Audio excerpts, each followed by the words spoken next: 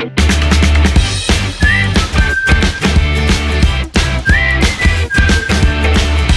guys, welcome back to biology learning. Today we are going to start a new chapter which is our environment. Class 10th CBSE की book से है और चलिए start करते हैं. तो सबसे पहले अवर इन्वायरमेंट, हम पहली बात तो इन्वायरमेंट होता क्या है. इन्वायरमेंट जो है हमारे आसपास, इन्वायरमेंट के अंदर क्या होता है, जो भी हमारे यहाँ हमारे आसपास फिजिकल सराउंडिंग जो है उसको हम बोलते हैं. तो इसमें क्या है कि हम पढ़ेंगे बायोडिग्रेडेबल के वेस्ट के बारे में, नॉन बायोडिग्रेडेबल वेस्ट के बारे में, इकोसिस्टम के बारे में पढ़ेंगे, कैसे क्या होता है, ये सब पढ़ा जाएगा इसमें. तो चलिए स्टार्ट करते हैं. तो इन्वायरमेंट क्या है, इन्वायरमेंट के अंदर क्या क्या आते हैं, includes our physical surrounding like air. Air में हमारी जो भी गैसेस हैं वो वाटर बॉडीज हो गए ये सब. और सॉइल के अंदर क्या क्या आता है, लैंड आता है, ऑल लिविंग ऑर्गेनिज्म आते हैं such as plant, animal and bacteria. Fungi को हम बोलते हैं डिकम्पोजर्स. ये सारे मिला के हमारा इन्वायरमेंट बनाते हैं. तो जो भी वेस्ट मटेरियल प्रोड्यूस होता है बाय मैन और एनिमल्स के द्वारा, उनकी एक्टिविटीज, उनके कारण की वजह से, उनके काम की वजह से जो भी वेस्ट मटेरियल प्रोड्यूस होता है वो कहीं ना कहीं जाके किसी ना किसी एक पॉइंट पे पॉइजनस होता है. तो उसको लेके दो पार्ट्स में डिवाइडेड है वेस्ट, जो कि है biodegradable waste and non biodegradable waste. Biodegradable waste क्या होता है कि ऐसे substance that are broken down, ऐसे सब्सटेंस जो कि टूट जाते हैं बायोलॉजिकल प्रोसेस की वजह से. मतलब भले ही उसमें कोई कीड़ा लग के या कुछ भी करके वो ब्रेक डाउन हो जाता है सब्सटेंस, तो उसको हम बायोडिग्रेडेबल वेस्ट बोलते हैं. जैसे कि फूड वेस्ट हो गया, यूरिन हो गया, यूरिया हो गया, ये सब क्या है कि कोई भी इनमें कुछ टाइम तक अगर छोड़ दो तो ये वेस्ट जो है डिकम्पोज हो जाएगा, तो इसको हम बायोडिग्रेडेबल वेस्ट बोलते हैं. और दूसरा होता है नॉन बायोडिग्रेडेबल वेस्ट. ऐसा वेस्ट, ऐसे सब्सटेंस जो कि ब्रोकन डाउन नहीं होते बायोलॉजिकल प्रोसेस से, उसमें हमें कोई केमिकल डाल के उसको ब्रोकन डाउन करवाना पड़ता है, उसको हम बोलते हैं नॉन बायोडिग्रेडेबल वेस्ट. जैसे कि डीडीटी, पेस्टिसाइड, हर्बिसाइड, ये सारे हैं. अभी हम इनको और डिटेल में पढ़ते हैं डिफरेंस टेबुलर फॉर्म में कि बायोडिग्रेडेबल और नॉन बायोडिग्रेडेबल में क्या डिफरेंसेस हैं. अब हमारे पास क्या है, difference between biodegradable waste and non biodegradable waste. ये एग्जाम में बहुत आता है, इसलिए मैंने इसको टेबुलर फॉर्म में बना लिया ताकि इजी हो जाए पढ़ने में. तो बायोडिग्रेडेबल वेस्ट क्या है, ऐसा वेस्ट जो कि ब्रोक डाउन हो जाता है naturally by the microbial actions की वजह से. माइक्रोबियल एक्शंस मतलब क्या है कि जो भी छोटे मोटे कीटाणु या कीड़े वीड़े लग के वो ब्रेक डाउन हो जाए तो उसको हम बायोडिग्रेडेबल वेस्ट बोलते हैं. लेकिन अब नॉन बायोडिग्रेडेबल वेस्ट क्या है, ऐसा वेस्ट जो कि ब्रोक डाउन नहीं होता माइक्रोब्स की वजह से, उसको हम नॉन बायोडिग्रेडेबल वेस्ट बोलते हैं. दूसरा पॉइंट क्या है कि बायोडिग्रेडेशन फॉर्म हार्मलेस. अगर बायोडिग्रेडेबल हो कोई सब्सटेंस है, अगर ये प्रोसेस हो भी रहा है, बायोडिग्रेडेशन हो भी रहा है, तो ये जो है कोई भी हार्मफुल इफेक्ट नहीं छोड़ता या कि नॉन पॉइजनस प्रोडक्ट होते हैं. अगर बायोडिग्रेडेशन होता है तो क्या बनाता है, हार्मलेस होता है ये और नॉन पॉइजनस प्रोडक्ट बनाता है. लेकिन नॉन बायोडिग्रेडेबल में ऐसा कोई एक्शन नहीं होता. बायोडिग्रेडेबल वेस्ट में क्या है कि दे रिलीज रॉ मटेरियल, वो रॉ मटेरियल रिलीज करते हैं, और इधर नॉन बायोडिग्रेडेबल में वो रॉ मटेरियल रिलीज नहीं करते हैं.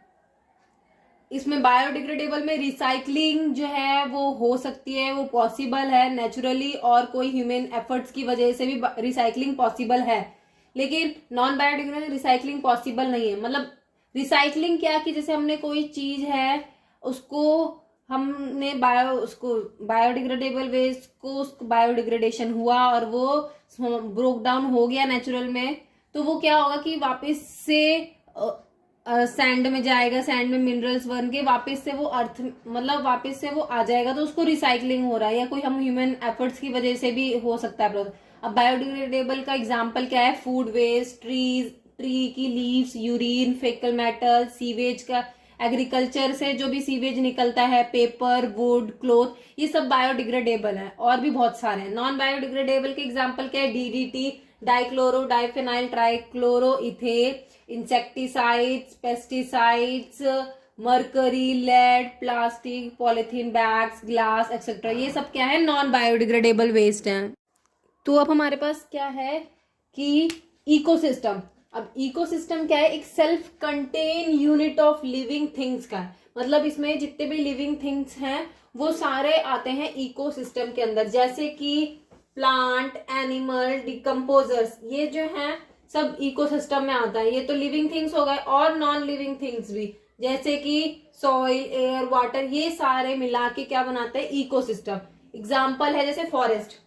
फॉरेस्ट में प्लांट होंगे, एनिमल होंगे, डिकम्पोजर्स भी होगी, वहां पर सॉइल होगा, एयर होगा, वाटर भी कहीं कहीं पाया जाएगा। तो ये सब क्या है? फॉरेस्ट हो गया, पॉन्ड हो गए, लेक हो गए, ग्रीन लैंड है, ये सब मिला, ये सब क्या है? ये सारे इकोसिस्टम के एग्जाम्पल है।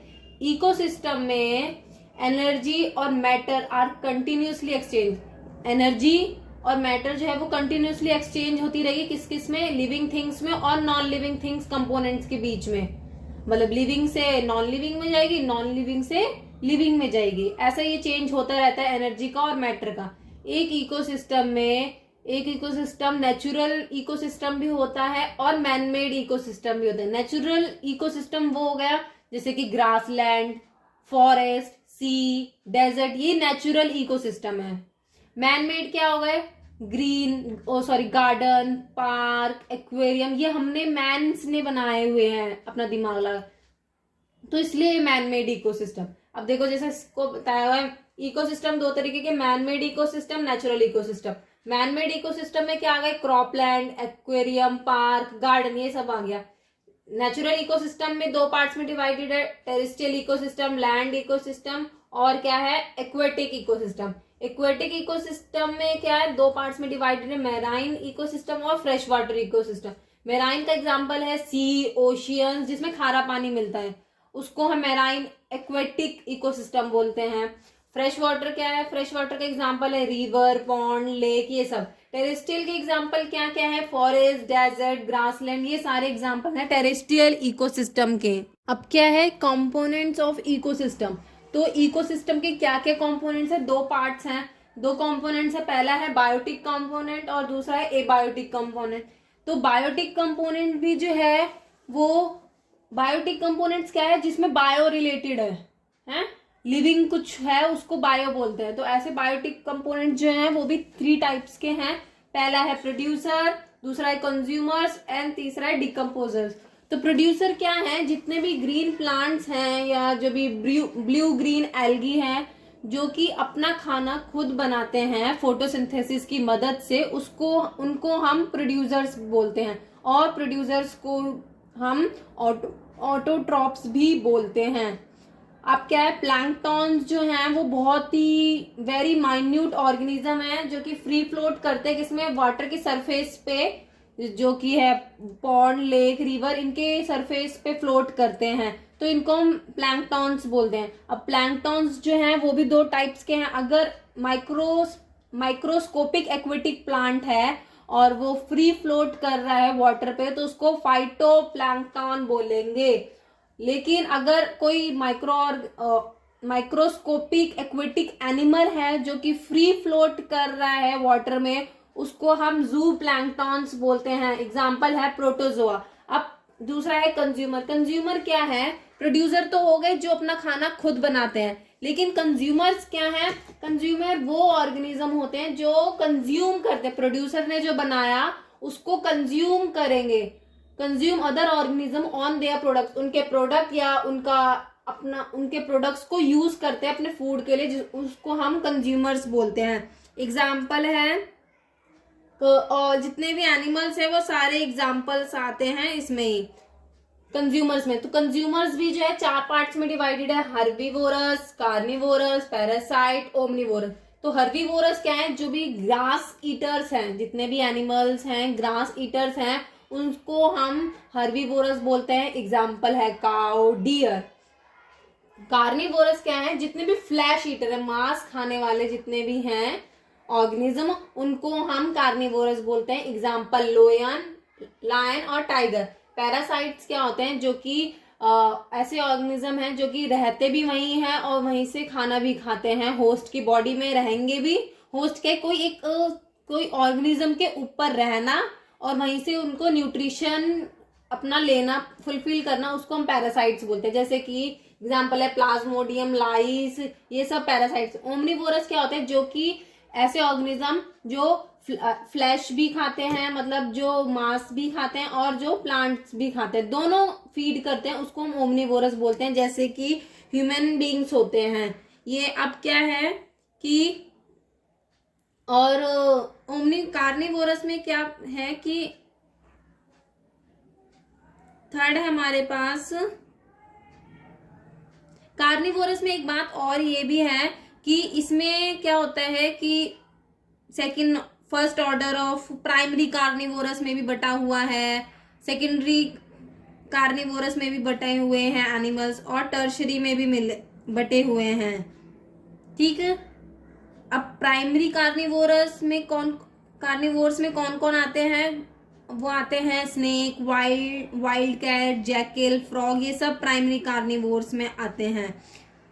और सेकेंडरी में कौन आते हैं, और टर्सरी में सेकेंड ऑर्डर टर्सरी में कौन कौन आते हैं, आउल, पीकॉक, टाइगर, ये सब आते हैं। अब थर्ड है हमारे पास डिकम्पोजर्स। डिकम्पोजर्स क्या है, जितने भी फंगी, बैक्टीरिया जो कि ब्रेक डाउन द डेड, ऐसे फंगी, बैक्टीरिया जो कि डेड प्लांट्स को और एनिमल्स को, कॉम्प्लेक्स कंपाउंड्स को सिंपलर वंस में डिकम्पोज करते हैं या ब्रेक डाउन करते हैं, उनको हम बोलते हैं डिकम्पोजर्स। तो डिकम्पोजर जो है वो हेल्प करता है किसमें, रिप्लेनिशमेंट ऑफ नेचुरल, जितने भी नेचुरल रिसोर्सेज है उसको वापस से लाने में डिकम्पोजर्स हमारी मदद करते हैं। They are also known as, उनको माइक्रो ऑर्गेनिज्म भी बोलते हैं, और उनको माइक्रो ऑर्गेनिज्म के साथ साथ सैप्रोट्रॉप्स भी बोला जाता है, और उनको रिड्यूसर्स भी बोला जाता है। अब इंपॉर्टेंस क्या है डिकम्पोजर्स की, डिकम्पोज पहली बात तो हेल्प करता है डिकम्पोजिंग कोई भी वेस्ट मटेरियल को या डेड बॉडी, किसी भी प्लांट और एनिमल की डेड बॉडी को डिस्पोज करने में हेल्प करता है, जिसकी वजह से हमारा इन्वायरमेंट क्लीन होता है और न्यू जनरेशन ऑफ ऑर्गेनिज्म को स्पेस मिलता है अच्छे से रहने के लिए। दूसरा क्या है इंपॉर्टेंस डिकम्पोजर्स का, वो जो डिकम्पोजर्स कुछ रिलीज करते हैं मिनरल्स और कुछ रॉ मटेरियल जो कि ऑर्गेनिक मैटर में ट्रैप करा हुआ था, उनको रिलीज कराने में मदद करते हैं, ताकि जो है सॉइल में रिलीज करवा देते हैं और वहां की सॉइल की फर्टिलिटी इंक्रीज हो जाती है। तीसरा क्या इंपॉर्टेंस है डिकम्पोजर्स का, डिकम्पोजर्स प्रोड्यूस करते हैं कुछ एसिड जो कि बहुत ही सोल्यूबलाइजेशन होता है कुछ मिनरल्स के लिए, बहुत यूजफुल आती है मिनरल्स के लिए। चौथा क्या है इंपॉर्टेंस, डिकम्पोजर्स जो हैं वो हेल्प करते हैं किसमें, रिसाइकलिंग, कोई भी मटेरियल है बायोस्फीयर में रिसाइकलिंग का काम आता है। अब है हमारे पास कंपोनेंट्स ऑफ इकोसिस्टम। हमने बायोटिक कंपोनेंट तो पढ़ लिया, अब एबायोटिक कंपोनेंट है। एबायोटिक में क्या है, जितने भी नॉन लिविंग कंपोनेंट्स हैं इकोसिस्टम के वो एबायोटिक कंपोनेंट में आता है। इसमें क्या होता है, फिजिकल इन्वॉल्वमेंट इन्वॉल्व होता है। पहले की जो भी एडेपिक फैक्टर्स है, जितना जो कि है सॉइल का टेक्सचर, टोपोग्राफी, वाटर, वहां का एयर, ये सब एबायोटिक में आता है। इनऑर्गेनिक सब्सटेंसेस में क्या क्या आते हैं, carbon dioxide, nitrogen, oxygen, water, phosphorus, sodium, potassium, calcium, ये सारे इनऑर्गेनिक सब्सटेंसेस में आते हैं। ये जो है इन्वॉल्व होता है किसमें, साइक्लिक ऑफ इकोसिस्टम में मटेरियल्स को साइक्लिंग करने में हमारा ये काम आता है। ऑर्गेनिक सब्सटेंसेस क्या है, प्रोटीन, कार्बोहाइड्रेट, लिपिड, ये सब है। These are largely form the living body, ये बहुत मतलब कोई भी लिविंग बॉडी में इन सब से ही मिलके बना होता है। तो ये क्या करते हैं, ये लिंक करने में काम आता है, किस किस को लिंक करते हैं, एबायोटिक एंड बायोटिक कंपोनेंट्स को। क्लाइमेटिक फैक्टर्स क्या है, जैसे कि sunlight, temperature, pressure, humidity, moisture, rainfall, ये सब क्या है क्लाइमेटिक फैक्टर्स है। ये फैक्टर्स जो है वो अफेक्ट करते हैं किसको, डिस्ट्रीब्यूशन ऑफ द ऑर्गेनिज्म को। अब क्या है हमारे पास फंक्शंस ऑफ एन इकोसिस्टम। तो क्या क्या फंक्शन है इकोसिस्टम का, पहले बात तो इकोसिस्टम इंडिकेट करता है कि available of solar energy and the efficiency of the ecosystem. ताकि टू ट्रैप द सेम, मतलब कि इकोसिस्टम ये इंडिकेट करता है कि सोलर एनर्जी और उसकी कितनी एफिशिएंसी है ट्रैप करने की, ये इंडिकेट करता है। दूसरा क्या है कि it give information about the available essential minerals and their recycling period. ये इकोसिस्टम का फंक्शन क्या है कि ये इंफॉर्मेशन हमें देता रहता है कि कितना मिनरल एसेंशियल है और वो एसेंशियल मिनरल कितना अवेलेबल है और उनका कब कब रिसाइकलिंग पीरियड है वो बताता रहता है। ये क्या, ये हमें नॉलेज देता है किसके बारे में, अबाउट वेब ऑफ इंटरैक्शंस, कितनी इंटरैक्शंस हो रही है या इंटर रिलेशनशिप अलग पॉपुलेशंस के बीच में, इसकी नॉलेज देता है। और किस किस के बीच में इंटर रिलेशनशिप हो रहा है, various population as well as the between population and the abiotic environment में कितनी इंटरैक्शंस हो रही है, इस चीज की नॉलेज देता है हमें इकोसिस्टम। इट नेक्स्ट की it help in human beings to know about the conservation. अब ये ह्यूमन बींग्स को भी बताता है कि हमें कितना कंजर्वेशन ऑफ रिसोर्स करना है और कितना बचाना है, प्रोटेक्शन फ्रॉम द पोल्यूशन, और कितना इनपुट रिक्वायर्ड है मैक्सिमम प्रोडक्टिविटी के लिए, ये भी बताता है। लास्ट क्या है कि इन द इकोसिस्टम दो process of energy flow and biogeochemicals चलते रहते हैं। मतलब बायोजियोकेमिकल्स क्या है, न्यूट्रिएंट्स का मूवमेंट चलता रहता है और एनर्जी फ्लो का चलता रहता है साइड बाय साइड, ये भी फंक्शन है। तो एनर्जी फ्लो तो यूनिडायरेक्शनल है, यूनिडायरेक्शनल मतलब एक ही डायरेक्शन में जाएगी, लेकिन न्यूट्रिएंट्स का मूवमेंट जो है वो साइक्लिक मूवमेंट होता है, उसका कोई भी, वो कहीं भी जा सकती है, उसका न्यूट्रिएंट का मूवमेंट साइक्लिक है। और लेकिन एनर्जी फ्लो का डायरेक्शन जो है वो यूनिडायरेक्शन है।